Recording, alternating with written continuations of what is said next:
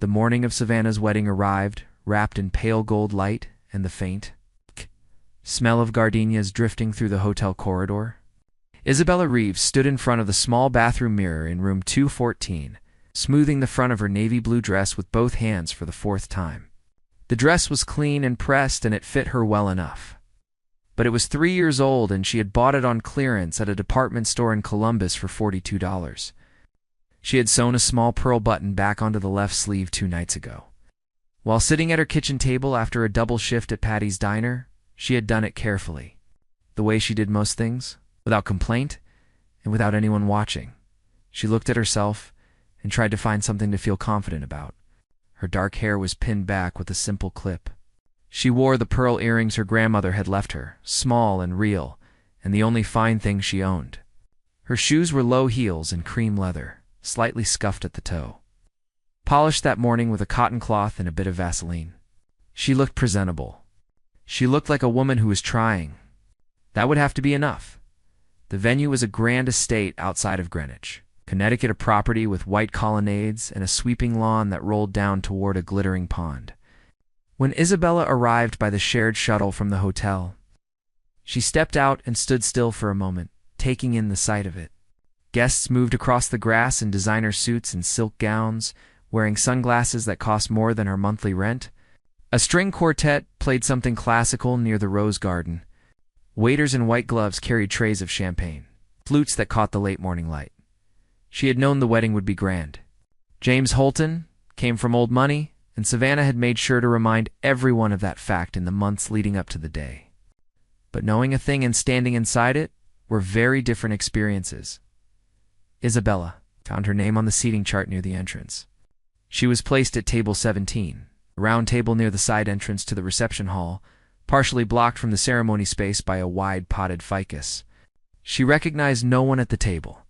A distant cousin of James's from Rhode Island, a coworker of Savannah's from the hospital where she completed her residency, a retired couple from Patricia's church in Dayton who had been invited out of obligation. She sat down, folded her hands in her lap, and looked toward the front of the ceremony space where a floral arch made of white peonies and climbing ivy stood against the sky.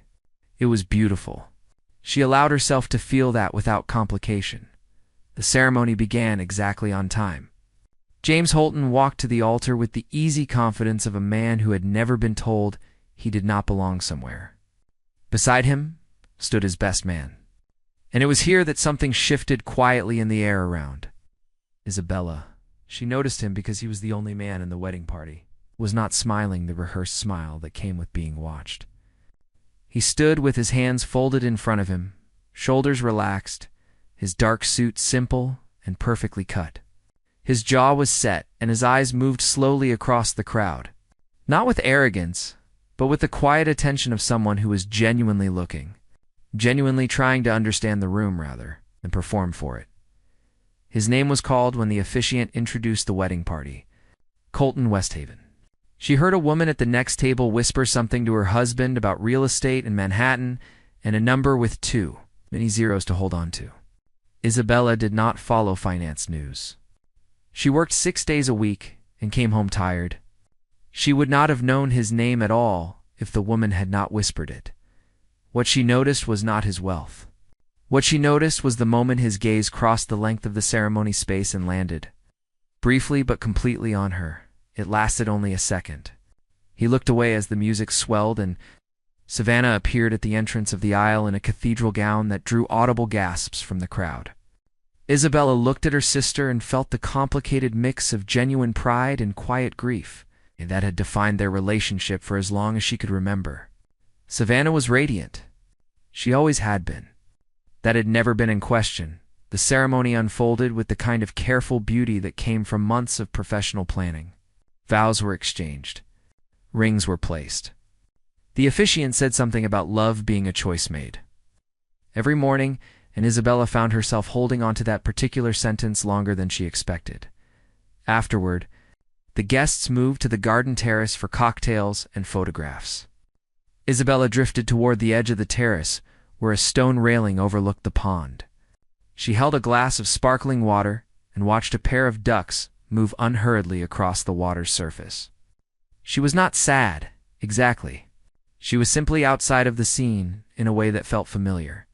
She heard footsteps on the stone behind her and turned, expecting a waiter or perhaps the distant cousin.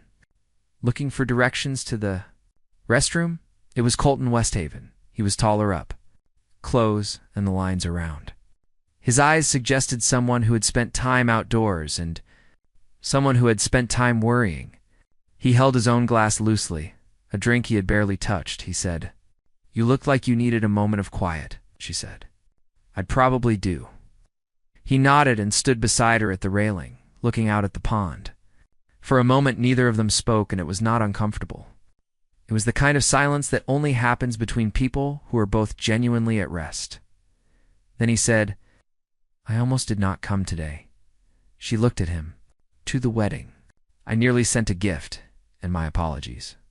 But then James called and I thought, sometimes you show up for people even when it costs you something."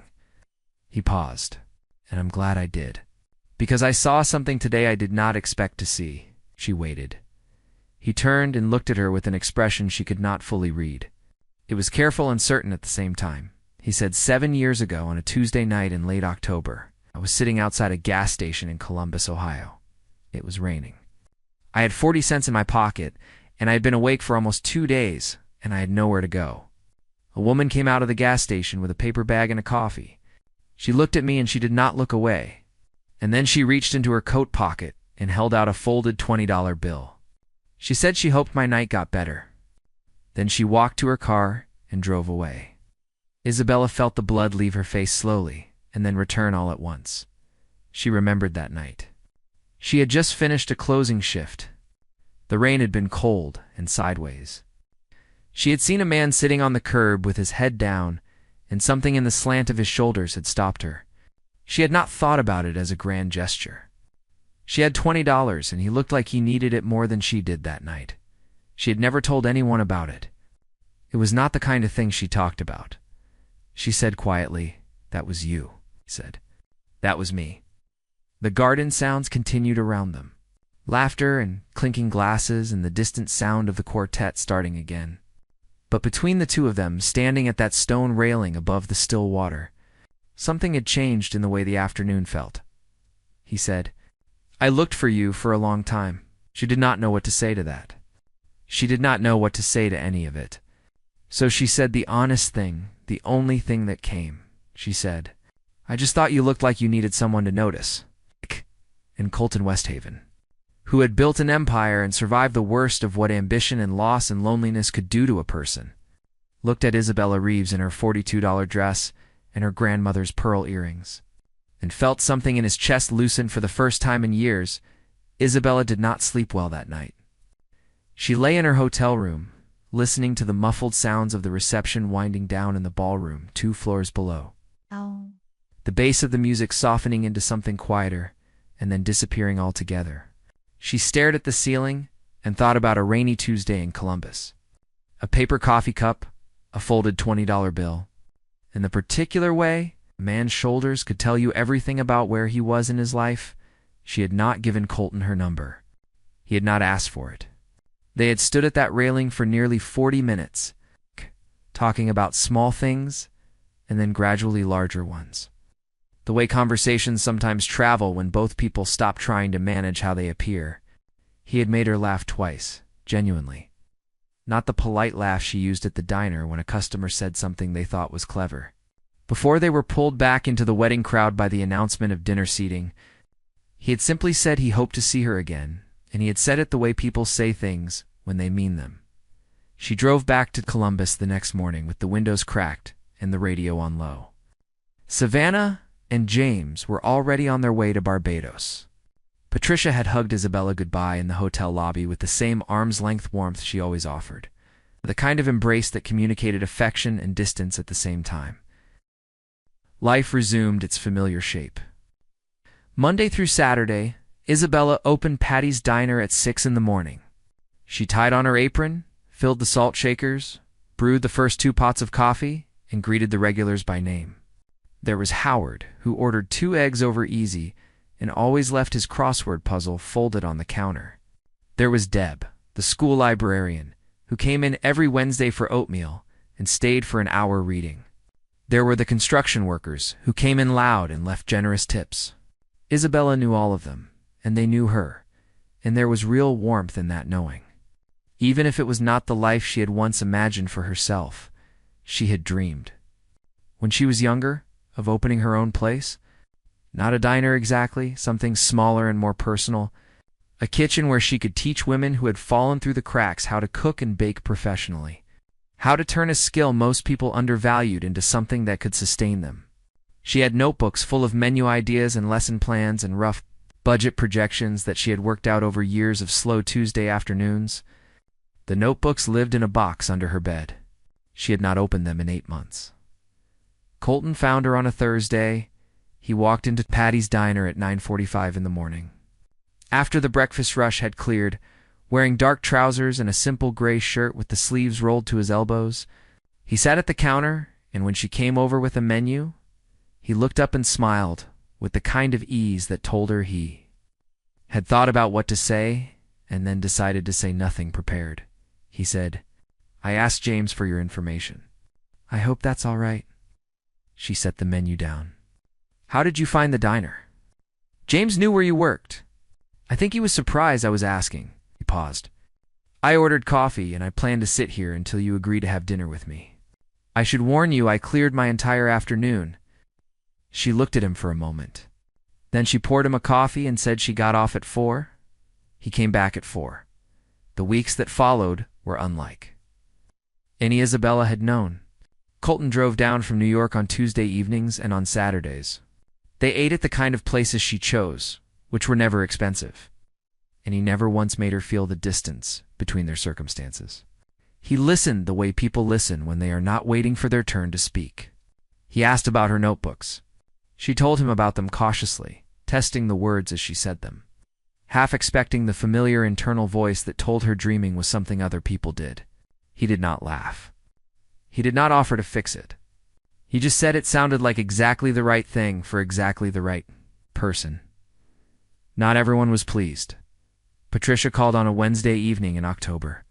Isabella was sitting at her kitchen table with a cup of tea and a library book when her phone lit up with her mother's name. "People are talking," Patricia said. "Not unkindly, but not gently either. A man like that doesn't come to Columbus for coffee, Isabella.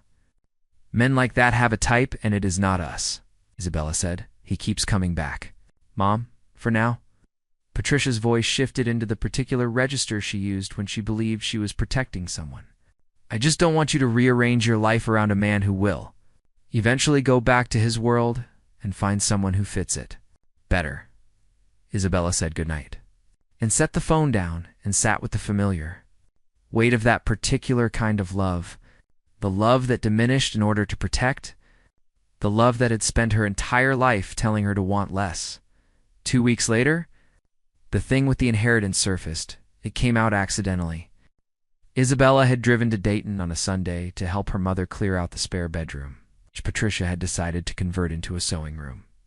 In the back of the closet, behind winter coats and a broken vacuum, Isabella found a cardboard box with her grandmother's handwriting on the side. Inside were letters and photographs, and at the bottom, a document from a bank in Dayton dated 11 years ago. It was a cashier's check receipt. The amount was $4,000. The account it had been drawn from was one her grandmother had left in both sisters' names, and the signature authorizing the transfer was Patricia's. Isabella sat on the floor of the spare bedroom and read the document twice. She knew what $4,000 had meant 11 years ago. She had been 20 years old, working 2 jobs, living in a studio apartment with a broken radiator. She had asked her mother once if their grandmother had left anything, and Patricia had told her, without hesitation, that the accounts had been empty, that there was nothing. $4,000 had gone towards Savannah's application, fees for medical school, and a portion of her first semester housing. Isabella did not cry. She felt something colder and quieter than tears. She placed the document back in the box, and she finished helping her mother with the closet, and she drove home in silence. She told Colton that night on the phone. She told him plainly, without theater, the way she had learned to tell the truth. With her feet on the ground, he was quiet for a moment. Then he said, "What do you want to do with this?" "I don't know yet," she said. "But I needed someone to know it was real." "It's real," he said. "And so is everything you've built without it." It was the right thing to say. It was not a fix. It did not undo 11 years. But it acknowledged the weight of the thing without asking her to carry it alone. And that was something she had not had in a very long time. Then, in November, the trouble came for Colton. A financial news outlet published a story accusing Westhaven, a group of pressuring contractors in a Detroit development project, claiming that 3 small businesses had been driven out by what the article called predatory lease renegotiations. The story spread quickly. Colton called Isabella from New York. His voice controlled but strained in the way voices get. When a person is managing something large with great effort, she drove to New York the next day on her day off. She sat in his office at a long table covered in lease agreements and contractor correspondence and emails, and she read through them the way she read everything, slowly and carefully, and without assuming she already knew what she would find. She had spent 15 years memorizing the fine print of supplier invoices at the diner, tracking which vendors shorted orders and which ones overbilled, which ones changed terms quietly and hoped no one noticed. She was better at documents than people assumed. 3 hours in, she found it. The 3 businesses named in the article had not been in properties owned by Westhaven Group at the time of the alleged pressure. They had been in a building managed by a company called Cortland Property Solutions, which had filed paperwork to acquire the Westhaven name as a doing business as registration 6 months earlier. A filing that had been buried in a county record system and had slipped through legal review. Someone had deliberately constructed a company to act under Colton's name and then behaved badly enough to generate a scandal. She printed the registration documents and set them in front of him. He looked at them. Then he looked at her. She said, "You have a competing developer named Brent Galloway who lost the Detroit contract to you 18 months ago. I found his name in 3 of these correspondence threads as a reference contact. I think you should call your attorneys tonight." Colton looked at the papers and then back at her. And something moved across his face that was not gratitude exactly, but was larger than it. Something that recognized that the woman sitting across from him was not who the world had decided she was. Not a diner waitress, not the overlooked sister, not the woman in the simple dress at the back of the room. She was the person who looked at everything everyone else skimmed and found the thing that mattered. He said, quietly, "Who taught you to read like that?" She said, "Nobody. I just never had the luxury of being careless." The Galloway connection unraveled over the following 6 weeks with the kind of slow, documented certainty that left no room for argument. Colton's legal team filed with the county clerk and then with the state attorney's office. Brent Galloway, it emerged, had used the fraudulent registration scheme twice before in smaller markets. In those cases, previously dismissed for lack of a connecting thread, were now reopened. The original article was retracted. 3 journalists issued corrections. Westhaven Group's stock, which had dipped sharply in the week after publication, recovered within a month and then climbed past where it had been. Colton gave no triumphant press conference. He released a single statement, wrote personally to each contractor whose name had been used without consent, and donated the legal settlement funds to a small business development fund in Detroit. When a reporter asked how he had found the filing that broke the case, he said a very perceptive person with excellent instincts had been kind enough to look carefully when he could not. Isabella read that quote on her phone during her break at the diner and shook her head and smiled. At the paper napkin dispenser, December arrived cold and sharp in Columbus. The holiday regulars came into Patty's diner with their coats and their exhaustion and their small Christmas cards left on the counter. And Isabella made sure Howard's eggs were always ready when he walked in, and that Deb's oatmeal had the right amount of brown sugar. She loved this work. She had always loved this work. She just did not want it to be the whole of her life forever. She finally confronted her mother on a Sunday evening 2 weeks before Christmas, in Patricia's kitchen in Dayton. With the document from the box on the table between them, Patricia looked at it for a long time without speaking. Then she said, "I thought I was doing what was necessary," Isabella said. "I know you did." Savannah had the scores, the drive, the opportunity. You were already working. You were already managing. I thought you could absorb it. I could absorb it, Isabella said. I absorbed it for 11 years without knowing what I was absorbing. That's the part I needed you to understand. Not that you chose her. I could have lived with that if you'd told me the truth.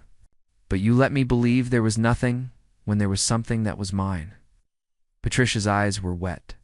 She was not a woman who cried easily, and the sight of it moved something in Isabella, even through her hurt, Patricia said. I'm sorry. I don't know what else to say. I am sorry, Isabella.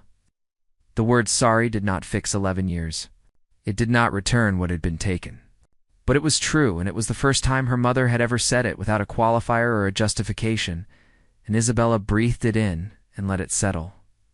She said, I'm not going to carry this anymore. That's not for you, it's for me. I've been carrying things for this family my whole life, and I'm choosing to set some of them down. She drove home with the windows cracked even in the cold air because she needed to. Breathe, Savannah called 3 days later. Her voice was different. The careful brightness that had characterized every conversation. Since the wedding was gone and what remained was something raw and less constructed. She said James had admitted to a relationship that had apparently begun before the wedding. She said she had retained an attorney. She said she was staying at a friend's apartment in Hartford and she did not know what came next. Isabella listened without interrupting. When Savannah was done, she said, quietly, I have to tell you something, and I need you to let me finish before you respond, Isabella said. All right. I knew what Mom did with grandmother's money, Savannah said. I knew when it happened. I told myself I would pay it back somehow, and I never did. And I told myself you were fine, that you were always fine, because it was easier than admitting that I let it happen. I let it happen, Isabella. I was 21 years old and I was selfish, and I spent the next decade being jealous of you because somewhere underneath everything, I knew you deserved more than you got, and I couldn't stand that. Truth. The silence on the line was long and full, Isabella said. Why are you telling me now? Because I'm about to lose everything I built my identity around, and it turns out the only person I actually want to call is you. Savannah's voice broke slightly. And you deserve to know the truth before I ask you for anything. Isabella closed her eyes.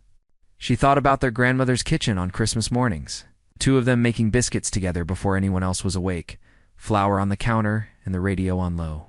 She thought about Savannah at 7 years old, fearless and bright, and grabbing at life with both hands. She thought about the ways people became who they became, the small surrenders and the unchosen inheritances and the years of looking away from things that required courage to see. She said, come to Columbus. Come this weekend.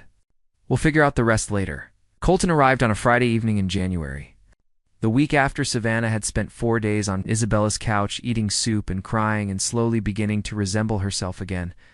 He came with no announcement, knocked on her apartment door, and stood in the hallway with his coat dusted with snow and his hands in his pockets. She let him in and made tea. And they sat at her kitchen table the way they had learned to sit together, comfortably and without performance. He reached into the inside pocket of his coat and set a folded document on the table. Between them, she looked at it but did not pick it up. He said, I want to invest in your school. Not as a gift, as a genuine business partner.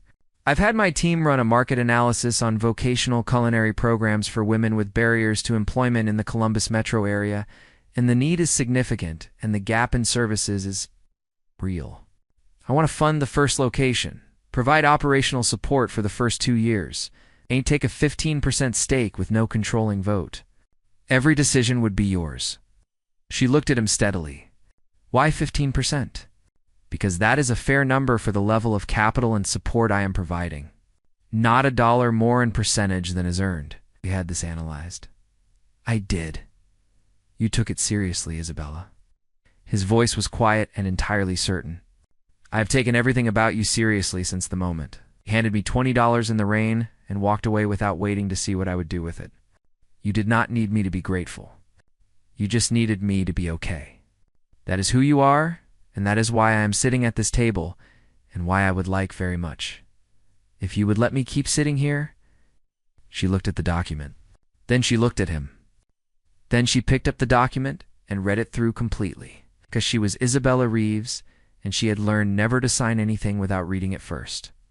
The numbers were fair. The terms were honest. The structure gave her everything she needed, and nothing she had not asked for. She set it back on the table.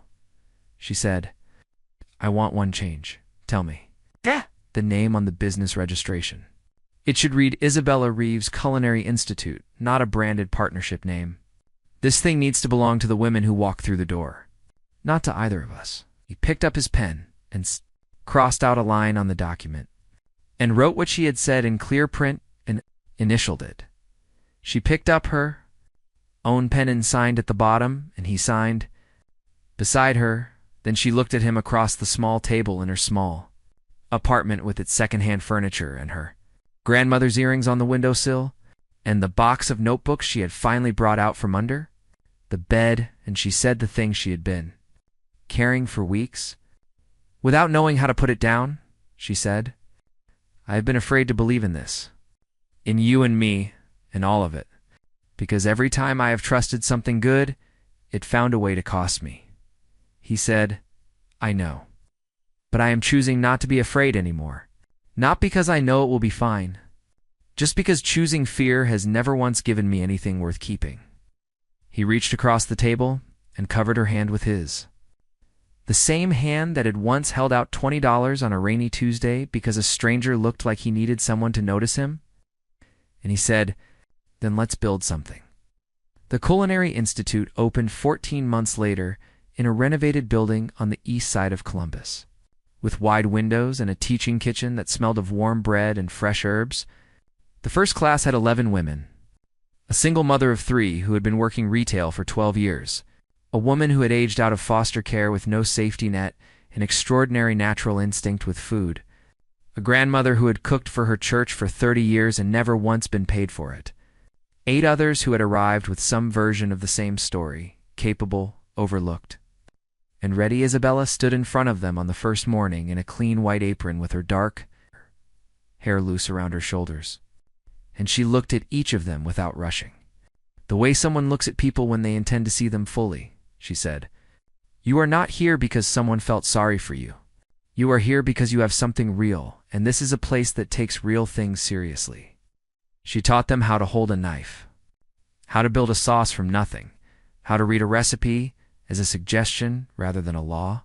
She taught them the business of food, margins and menus, and the dignity of charging what your work is worth. By the end of the first year, 4 graduates had placed in professional kitchens, 2 had begun the licensing process for their own small food businesses. Savannah, who had settled her divorce quietly and moved to Columbus to begin a new residency, came to the Institute's first anniversary dinner and sat at the end of a long shared table, surrounded by the women who had passed through its doors.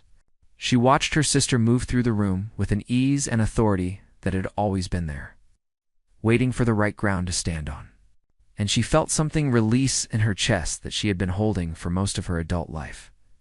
After dinner, when the guests had thinned and the kitchen staff was cleaning up, the 2 sisters stood on the small back patio with cups of coffee in the cold air. Savannah said, "You built something real," Isabella said.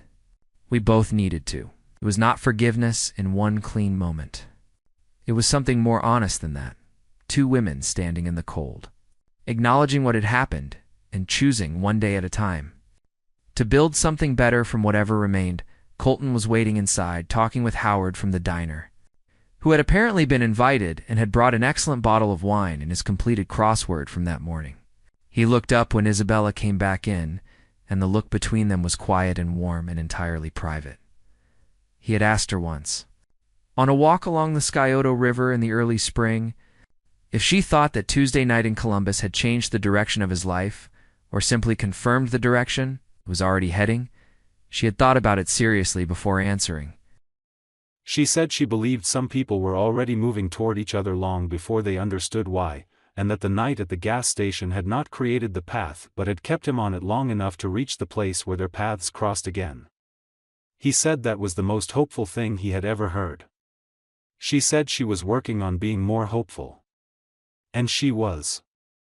Slowly and deliberately and with both eyes open, the way she did everything that mattered, Isabella Reeves was learning what it meant to want a good life, not as something that happened to other people, but as something she had earned with every quiet, uncelebrated, extraordinary day of her own.